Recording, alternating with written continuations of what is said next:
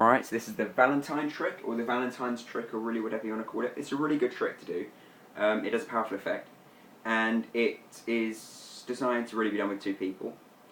Either the magician, somebody else, or two separate people. It really doesn't matter that much. The reason it's called Valentine's is because it has that sort of presentation. It doesn't have to, but it has a powerful effect when you give it that sort of name and everything like that. So really it just starts off by the first person or one of the people really just sort of saying when to stop. To say if it was stop right there, that's perfectly fine. You just ask them to have a look at their card. So in this case it was the Jack of Spades, and just to write their name on the Jack of Spades. So say if I wrote Jack, because it's a Jack of Spades. Alright, Jack.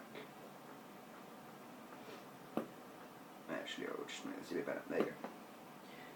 It's sort of a bad Jack, but you know, I can live with it. That Jack there. You know, it's not too bad, I suppose.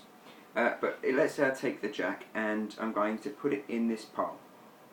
Okay, I'm going to make it stick out a bit, put it near the bottom. And you'll see why in a second, so you can see the Jack there. And then you ask the second person to sort of say when to stop. So say they said stop right there, and then you just ask them to have a look at their card and just to write their name on it.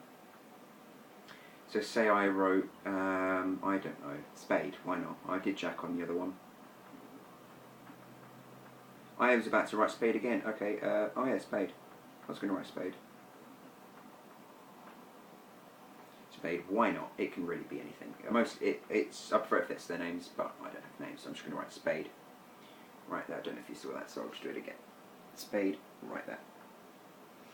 Okay, and once again I'm just going to take this and I'm going to put it in this pile this time, preferably near the top-ish. That should be fine.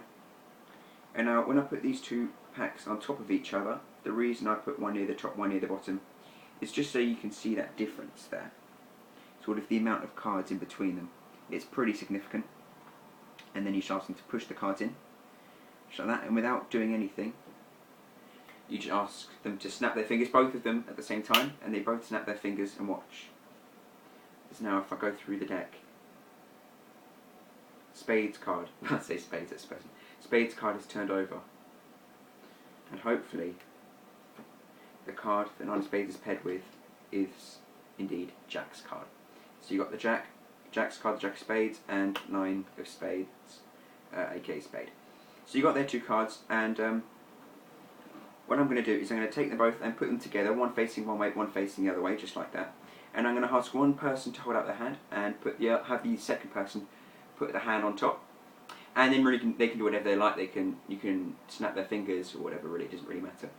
But when they release their card, you'll notice that the two cards have actually joined into one card. I don't know how to prove this through a camera. If I just divide them, you can sort of see they're actually glued together. Oh, how do I show that? If I take one card and sort of push it this way, you can see it's actually pushing the other one that way. They are actually glued together. You can hear it slightly. The glue. And that's the trick. So yeah. That's Valentine, or really whatever you want to call it. This is a pretty good trick. Yeah, have fun with it. I might do a tutorial if you want to see it. I mean, you know, it doesn't really matter that much. But yeah, have fun.